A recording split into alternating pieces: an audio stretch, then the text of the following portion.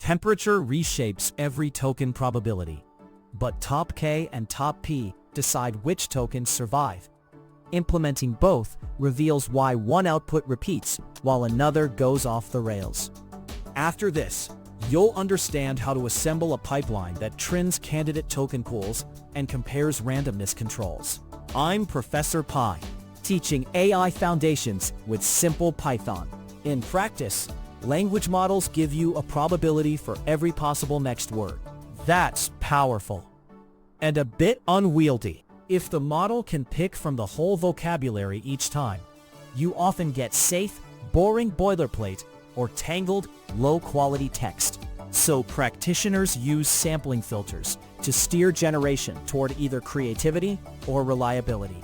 Top K and top P are two standard filters that operate on the model's probability list, so your generator behaves more like an intentional writer and less like a random word machine. At the simplest level, top K keeps a fixed number of top candidates. Top P, also called Nucleus sampling, keeps a variable number.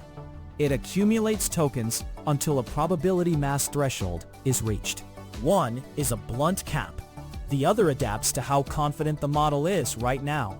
Either choice changes which tokens the decoder can even consider before randomness gets introduced. We will build a minimal, clear pipeline that starts from a model score vector, applies temperature, and then compares top K versus top P by decoding a short sequence. That makes the behavior differences visible and repeatable. Quick note, this code is designed to teach the core idea clearly. Library versions and local setups can vary, so check the official docs if your setup behaves differently. Let us begin by finding the single most likely token to use as a baseline. This snippet builds the smallest possible next token probability pool. When an LLM decodes, it does not choose from every word equally. It starts from model scores that become probabilities. Here, tokens is the visceral vocabulary slice, and probs says how likely each candidate is right now. The code picks best with max probs, which is greedy decoding. Always take the single highest probability token. The output shows which token would win without sampling, giving us a baseline before we add randomness. Next, we want to control how confident or exploratory the model feels before we cut candidates. This example applies temperature to the same probability pool without removing any tokens. Temperature changes the shape of the distribution, so common tokens can become more dominant, or the tail can become less suppressed. The code raises each probability by 1 divided by temperature, then normalizes with total, so temp probs still sums to 1. Lower temperature usually sharpens the distribution. Higher temperature usually flattens it. The output shows the probability spread after rescaling, which matters because temperature changes confidence, not the candidate pool itself. Greedy and plain temperature still leave a long tail of tiny probabilities, and that tail is noisy to sample from. Top K imposes a hard limit.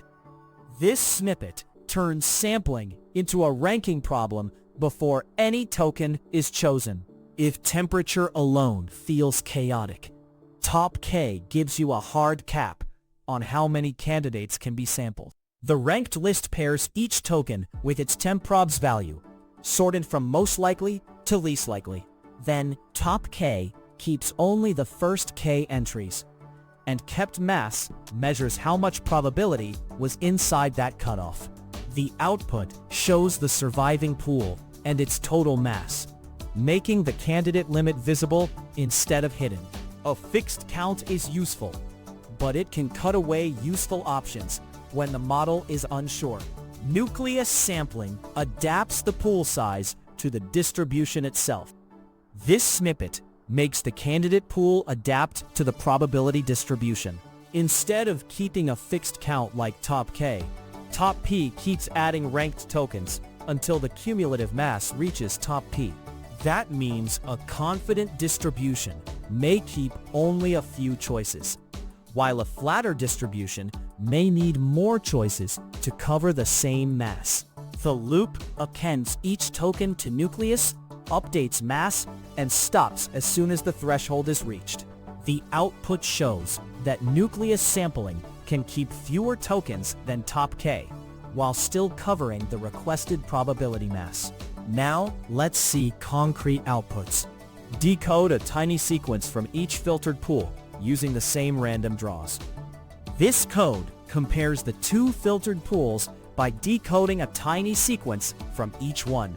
The same draws are reused for top K and Nucleus, so the difference comes from the eligible tokens, not from different random values. The pick function maps each draw into the cumulative probability range of a pool, which is the core idea behind weighted sampling. Draws is a fixed teaching stand-in for random numbers, so the result stays stable on screen. The output shows top K can still produce robot here, while top P removed it from the pool.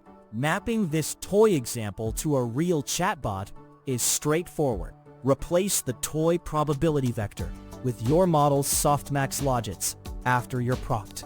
Use your real tokenizer as the token source and run the same compare step on representative prompts from your support logs to see what patterns emerge. 3 crisp points to remember. Top K is a fixed-size shortlist that enforces a hard limit on candidates.